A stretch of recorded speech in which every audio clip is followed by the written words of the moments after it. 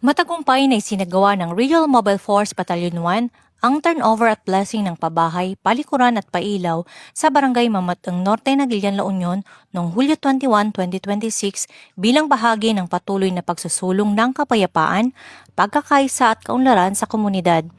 Kasabay ng turnover ng mga proyekto, ang panunumpa ng Oath of Allegiance and Commitment to Peace, pagbabahagi ng mensahe sa mga benepisyaryo, mamamahagi ng grocery packs, school supplies, solar lights, basketball ring at bola, gayon din ng mga pangunahing gamot at bitamina.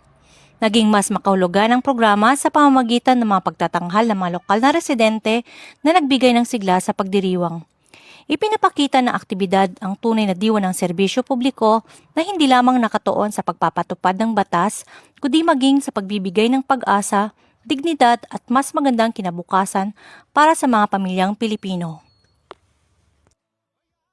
Mula dito sa Ilocos Region, ako ang iyong Police News Network Correspondent, Police Master Sergeant Carmela Danggecan, alagad ng batas, tagataguyod ng balitang pulis.